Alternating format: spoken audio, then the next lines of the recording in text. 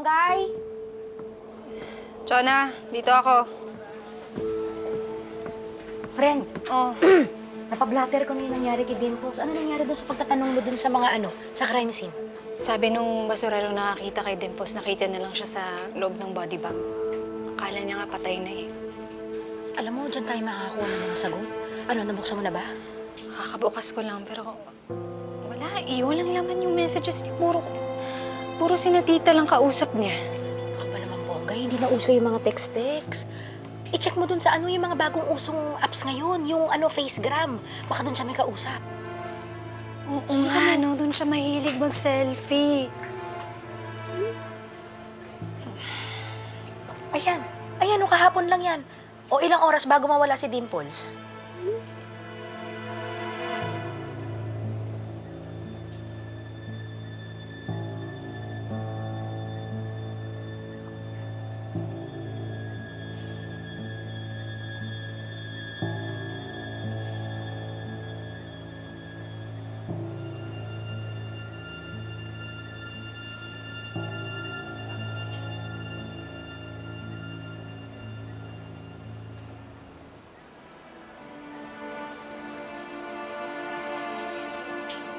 Sino si Midnight Monster?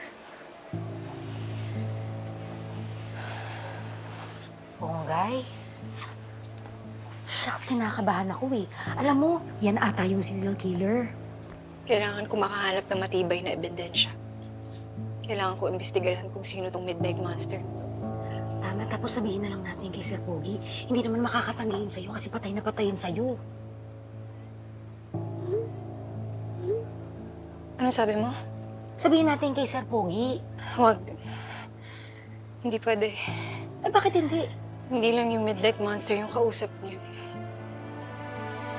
Kaya naman pala eh. Dahil pang ibang mga lalaki nagtatanong kung magkano yung kapatid ko.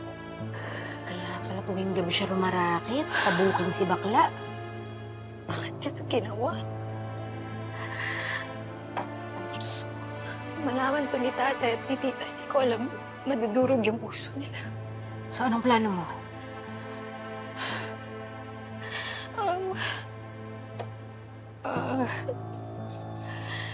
Tayo na muna siguro mag-iimbestiga nito. Hindi ko na muna ito isusurrender sa mga pulis hanggat wala tayong ebidensya na mahanap. Pero pulis tayo. Trabaho natin yun. Oo, Chona, pero kakalat yung balita eh. Ayoko kumalat yung sekreto ni Dimples eh. Sigurado ako pag-chismis siya ng mga kapitbahay namin. Bata pa siya, ayoko masira yung buhay niya, Chona, please. Sige, secret muna. Salamat.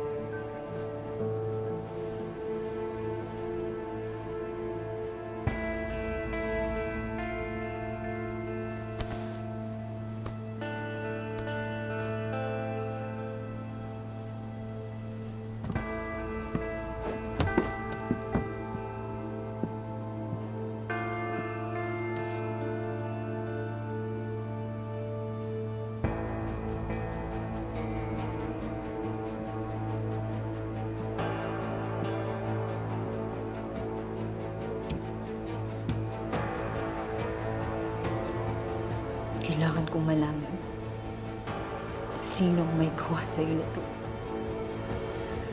At hindi ako titigil hanggang hindi siya nagbabayad sa batas.